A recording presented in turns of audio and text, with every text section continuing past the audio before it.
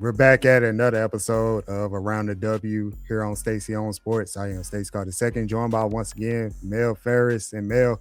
We are sliding into the All Star break with numerous things going on in the WNBA, whether that's good or bad. We got two teams that we're going to talk about that's on the rise. Asia Wilson, is she the unanimous MVP? Not just an MVP candidate, unanimous.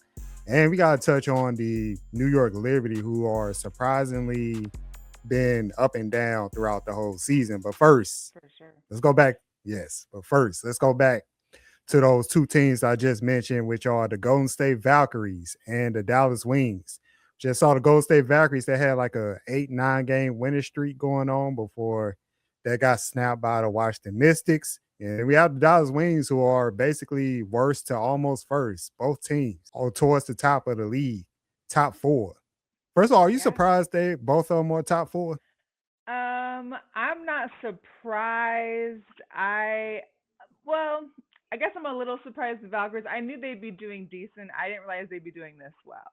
I'm also surprised that the Wings got a slow start and are just now kind of making their move. So I had expected them to be a little bit more in the game sooner, but I think we're kind of seeing their true colors now. So this is what we should be expecting. Yeah, absolutely. Now, the Golden State Valkyries, they're at top of the league at defense, and then we have the Wings who are towards the top of the league. And statistically, both teams are in the driver's seat as far as making the playoffs. But let's say they get there, which team do you trust to make a big run to last longer in the playoffs? That's a really tough question because I think both these teams are able to make a run. I think it's also going to be dependent on who they're playing, who's got home court advantage. Like nobody wants to mess with Bahala. The Golden State Valkyries home court advantage is ridiculous. I mean, they have Chase, was it Chase Center that gets packed by their fans. And to me, they feel like a Golden Knights, like a Vegas Golden Knights. They're the misfits. They're the players that the first players we've seen in a long time that had to go into the expansion drafts and get drafted, and we're seeing kind of how these odds and ends players all came together and have become this dynamic force. I mean, you've got their defense, like you mentioned, um, with Veronica Burton and Gabby Williams. Like you just, it's hard to deny them. However, I believe Dallas should have been a lot higher to begin with. I think they should have had more wins in the column to begin with. I feel like between Jessica Shepard, what Paige is doing now, I can't say. I mean, Ozzy is playing and she's putting up minutes. Like I think she played like 43 minutes in their overtime the other day. Like she's playing crazy minutes. Maybe doesn't have the points out there, but I feel like she's kind of a force on the court. I just I feel like long term we may see Dallas have a longer run than Valkyries. That was going to be my answer. The Dallas Wings, I could trust them more to have a longer run just because of two things. I think they have the more dynamic scoring for sure versus the Valkyries. My problem with the Valkyries right now is they don't have enough offense. Their offense is like third worst in the league, just scoring like around 81 points per game. Their leading scorer is at just 14.8. I believe that's Gabby Williams. I don't think that's enough to warrant a big playoff run. Like you said, their home court advantage is almost second to none. But at the end of the day, we already know in the playoffs when it gets tight, we need somebody to get a big bucket at the end. We need somebody to take over. Do they have that type of player versus the other teams they're going to go against? I just don't think so. I think they need to make a big trade for somebody in order to like me having a little bit more trust in them. Like I could see them trying to make a run at Kelsey Plum, who the Sparks just need to break that up. They need to ship out Cameron Brink. They botched that.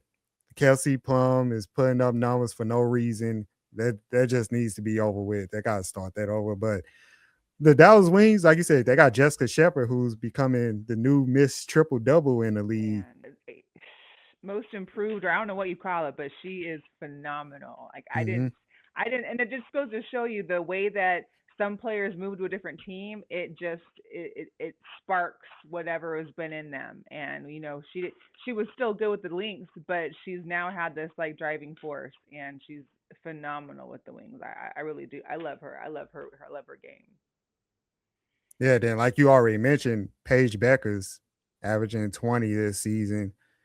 She's coming into her own more and more. And then you still got Marika Gumbawale, who Yeah. she can be inefficient at times shooting the ball. She can shoot her way out the game, but she can still give you a huge three to swing the momentum.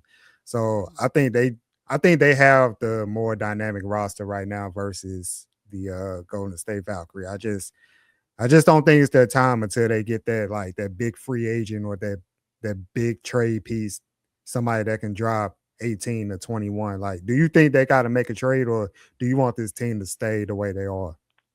I feel like there's gonna obviously be some movement. I think they do need a scorer. I think they need that person that's gonna get, average 20 some points a game for them. They need that person. They don't have that right now. And even though they are a great defensive team, so they're holding people to less points, so they don't really necessarily have to score as much. But you see that it could be helping them to be in that one or two column in the division instead. But we'll see. I mean, I feel like there's a lot of movement that can happen. I feel like there can be easily between this year and next year a lot of movement still because we've got more teams that are opening up. We've got more expansions.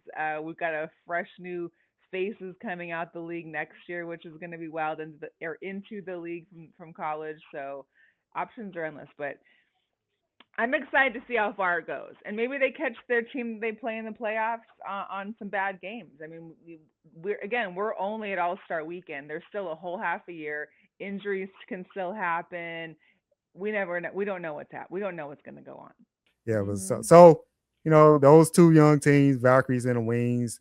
Me and you both are impressed by them, but at the end of the day, I trust the Wings to go a little bit further, at least for this season, just at least for Right. this Yeah. season. But we'll see what happens. Like we'll never know. We never know. I don't think we have like a team that's favorite widely to win the title this year. I think it's like been pretty much a good parity going into this season so far. Yeah. I mean, I don't. Yeah. I. I can't say I have an opinion on it. I mean, I don't. I feel like it's kind of it's open. It's open for sure. Oh, definitely. That's just great basketball right there. That's just great Mhm. basketball. But speaking of great basketball, let's talk about our favorite player in the world, AJ Wilson. Well, I know mine for Yeah. sure. That's your favorite player in the world. Okay, Oh, just trying to make absolutely. sure. Oh yeah. I Oh mean, yeah. I have a handful that I love, but she for Mm. sure is obviously I'm partial because she is in Vegas, so. Hey, but justifiably so. Justifiably Yeah. so. She is reigning MVP, defending champion. This season, she's averaging 25.6 right now. And I was shocked when I saw this. A career high in 3-point percentage, 43.4. Wow. That's I after didn't she even know set that. that That's career. crazy. Yes, that's after that she set the career high last season where she was like at 42. And Mhm. then she's still efficient from the court, shooting like 52%. And the question is for me, we know that she's going to be an MVP candidate year in and year out. I mean, that's pretty much a given at this point. It's to the point where we kind of take it for granted a little bit. Like, yeah, we expect Aja Wilson to do this, but if you compare her to all the other players, the top scorers or whatever in the W this season, is she the runaway MVP candidate? Is she unanimous MVP? Because I feel like nobody else in the league right now is making that argument to be MVP. Not to the level of AJ Wilson. So do you see it that way? Um, and I'm only gonna say this because it's All Star break. Okay. Last year, if you were thinking of the Aces last year at All Star break, there's no way that anybody would be thinking that Asia was going to get MVP or that the Aces would win a championship. lo and behold, down in our luck, we were losing games. We hadn't had, we don't, didn't even, I think we got in Alyssa Smith after the All Star break, if not, or right before it.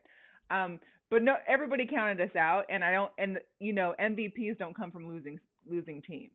So if your team's losing, you're not getting MVP. That being said, there's still a lot of season to play. So just as fast as the Aces came back last season and got on the roll, made the playoffs and the championship, she's MVP. That could easily be just as fast, just as easily rewound and done backwards. Um, of course, she's still mine, unanimous MVP. But there are cases for players like we've got the CC fans out there that CC's having a great season so far. Like she's been doing better than she has her last couple seasons. I'll give them that. But you know how her fan base is, so they're very strong with she should be MVP. Now there's another thing. Olivia Miles, maybe not just rookie of the year. Maybe it's an MVP season. I mean, there is that conversation. Now what will happen in the second half of the season now that Fee's coming back, Olivia's there, how does that formation work with the two of them on court? I mean, I think it's going to be even more dynamic, but we'll see. But yeah, so my opinion, yes, Asia's still it, but I think that there are some other factors out there, albeit we're still halfway through the season. No, you're right. I was seeing Olivia Miles' name, just scrolling through social media, just keeping up with everything, and I think it is a strong possibility. Like we already mentioned, the Lynx are at the top of the league. They don't have their best player still right now, and Olivia Miles just putting on the show. I think she just came off a game where she had like 38-8 or something like that, 25-8, like just turn things up. And another player that I do want to put up there is not put up there, but honorable mention is Paige Beckers. Like we already mentioned, the Wings are towards the top of the NBA. She's north of 20 points per game. So she's definitely leading the way there. She's rounding into the leader of the team after years of going with Rika. Hmm. We seeing that. Caitlin Clark, I don't know about I mean, MVP. I get it. I don't think I know we have a very very level-headed and when it comes to this, but I'm just saying what's out there, and we know Mm. how her fan base is. Like I hearing a lot of that coming from them. Again, MVPs come from winning teams. Like you're not going to see someone who's not in the playoffs get MVP. Like, or you know what I mean? Like you've got to, you're not just on a losing team going to get MVP because, you know. But I mean, there's just so many. I mean, yeah, Paige can do it, but like, yeah, yesterday I saw was the Lynx and the Storm, and Olivia Miles got blocked. I can't remember who blocked her. Maybe it was Awa Fam, and she went up and gave her a high five afterwards. Like Olivia's like, cool. I like that. She's like, she's in it. She's loving life. Oh, absolutely, absolutely. And speaking of being on losing teams or teams not doing so well, you know who I feel bad for? Brianna Stewart. Like as far as her MVP case. Yeah. Well, the thing is, again, we're halfway through the season. If there's one team that I'm not worried about, it's probably the Liberty. I mean, Mm. the thing is they're not under 500. They're just barely over it. They're still, I think, what, fourth in the East. The East is not a dominant division. So I feel like they can make the playoffs skating in and being 50-50 and just pull full throttle into the playoffs and can still make it happen. The thing is Uh, nobody's injured. No one's no it's like what is it? What is the problem? I don't know. But can they pull it out? Absolutely. If any I mean they still have some of the top names in the game on that team. uh, I think. Well, first of all, Nothing's changed since last year. Like their roster really hasn't. The only thing I, that's changed I, is that coach. The coach has changed. So is it the I coach's do think issue? Is that's the a coach's factor. fault? Yeah. I do think and then another thing I was going to point out a player on that team that I think that's has changed for the worse to kind of be dramatic, but I'll touch on that in a little bit. Well, first, I don't look at. I know it's still split up by conference, but I don't look at it that way. I still look at where you at the top 8. And right now, I think the Liberty are 7th overall in the league, 14-12 record going into the break. And I think it depends on how are you playing in the second half of the season. Like if you let's say you barely get in there, right? They get in there 2 games over. But if they playing good and they it's just like 1 or 2 things that just need to be shored up, then I have no problem with it. But right now, I'm looking at this team, and let's just go ahead and talk about them right now. They're third on our topic sheet. Um, both offensively and defensively, they're right in the middle of the league. And for a team that has championship aspirations, that made that signing with Satu Sabli, I think he's just they're underperforming. And I do want to point out coaching change. Like I still disagree with Sandy not being there. Like I think that was just a overreaction right there. She definitely should have had 1 more season. And they're not even doing that much better than the Toronto Tempo, who, they've been losing at home, but But the they'll Tempo get are it like together. surprisingly good. I mean, not good, but they're above. They're beating out what 4 or 5 other teams for like they're Mhm. not in the very bottom. So I'm yeah. Go Which ahead though. which is kind of like what you expect. I mean, like you already there, expansion team. Marina Mabry is trying to figure it out as a leader of the team. Brittany Sykes too as well. Shout out Syracuse, Brittany Sykes doing her thing down over there in Toronto. Yeah, But we need her to get better too because she's still injured.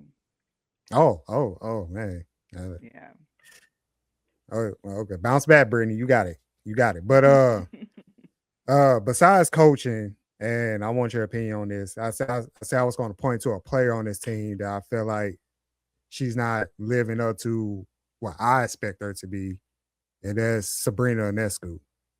You look at her stats right now, she's averaging like 5 points less than the previous season. She's hovering around 13, 14. Last year, she was 18, 19. I, s- I said this way back. I said, if the Liberty want to keep themselves going, Sabrina has to take over this team. You got Brianna Stewart, who's still getting it done, but she's on the other side of 30.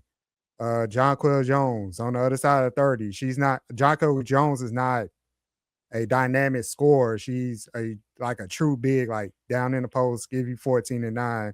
She's doing her thing in that direction. Then you got Bijane, who's still trying to work herself back from injury. Then you got Satu Sabli, who is good, but is also an injury prone player. And then you got the other piece not stepping up. I think Sabrina should be averaging. She has the ability to be a 20-point scorer, but it's just not have been hitting those so far this season. So what do you think about her this season? Do you think she's like far below your expectations, or do you point to her as like a point of emphasis, like she has to get better for this team to get better?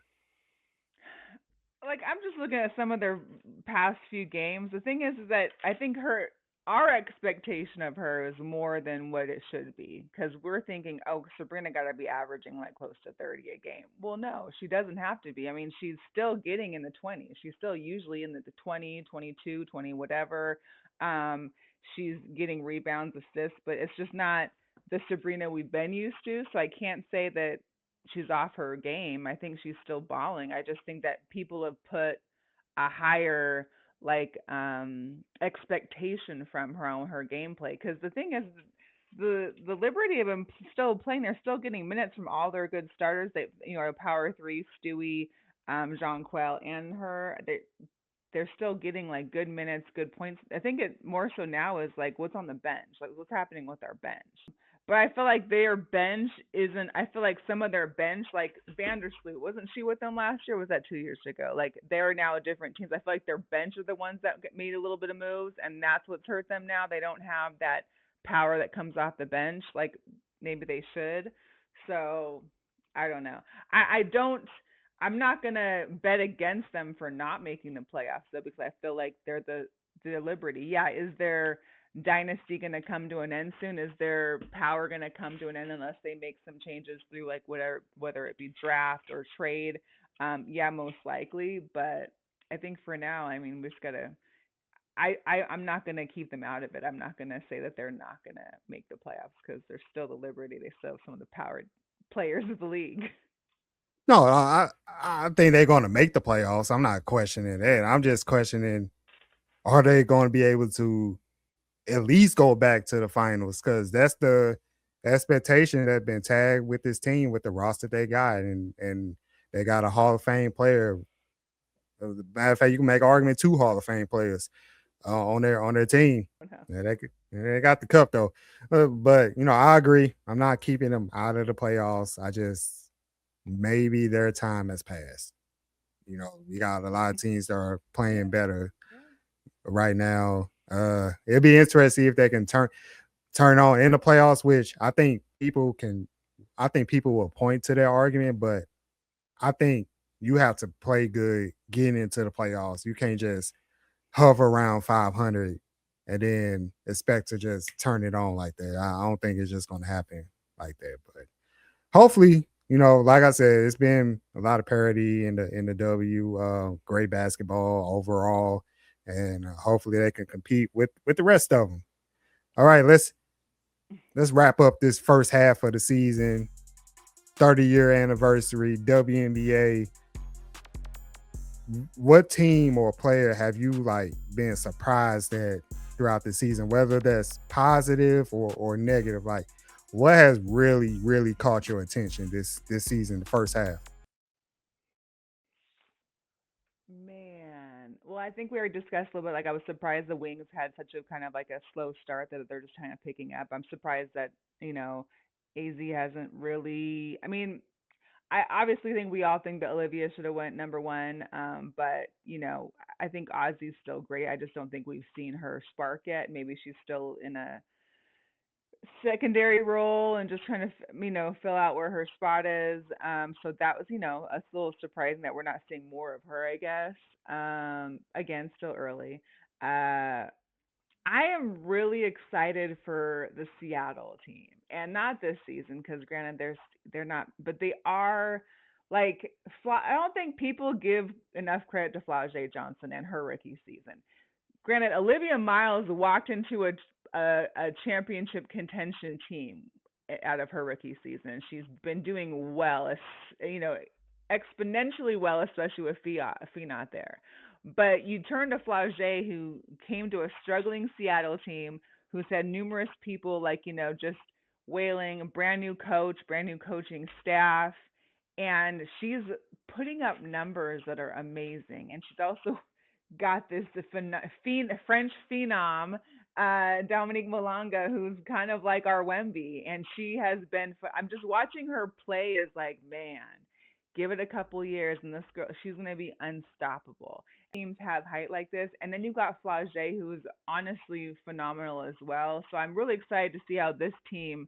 This could be like a restructuring of like how Seattle and their dynasty of championships returns back to Seattle. So I'm impressed by them, and I really feel like yes, we have Olivia Miles, but I'm saying like Flau'jae still could be in that conversation for like a rookie. Not to say rookie of the year, because I know we all know Olivia gonna get it, but Flau'jae I don't think is getting the flowers she should be getting. Absolutely, I 100% agree with you on that one. Shout out Flage. So do you see her as a franchise player going forward? Like, she is Absolutely. D1. Okay, all right. Absolutely. Yeah. And Hey, I she's feel like shown it. because the team has gotten around her, the city is around her, like, they all have nicknames for her. They some of their socials they be doing is hilarious. I feel like that's really a spot for her. I don't think she'd leave there unless it became like a something that some other city where she's local for more of her like rap career, and that would be something that maybe she would look into later on. But I think if the money is right and she's getting them deals, she can be up there and be fine. In the off season she can take care of her rap career, you know what I'm saying? Absolutely, yeah. I know they booked Tyler for the halftime show, but they should let Flage get up there, drop a verse, do like I a little mean, remix or something. I wouldn't be mad at it, but yeah, I just feel like I don't think her name's in enough conversations. Yeah, no, yeah, for sure. I am pleasantly surprised that the Golden State Valkyries are up there. As far as I think they're 19-8. Like you said, they're third right now. They have one more win in the Aces, but one more loss. So uh For them to for them to be third, top four, and they don't have a player who's averaging 15 points per game on this team. Like Gabby Williams is on the outskirts. For them to be clamping, whenever I see them win, they holding the team to like just like 60, 65. And we Right. talking about teams that we talking about teams that can put the ball in a bucket. It's just amazing to watch. Like I said, I don't know how long they can keep this style up where it just defense, defense, defense, and they're not punching you on the other end. But for them to have this great of a record at this point is amazing to see. I need to attend a game at the Chase Center with the Valhalla, the fan base. I want to feel their energy. Maybe I can catch them and the Aces there. But I I'm excited about this team. I think they're going to be competitive. I have a feeling that they're going to have a big free agent signing next season of 2027. Feel like Mhm. whoever whoever is a veteran that can score, they're going to go after that person. But for right now, they're playing great. Proud of them. Yeah, and plus when Oh, your name is good. the Valkyries, you got to win. You can't be a losing franchise with a powerful name like that. No, and it's a powerful woman name. Like this is a legit like. And I when their jerseys and colors came out, I was like, man, if I Mm. wasn't an Aces fan, because I love Uh, that purple. That purple is so nice.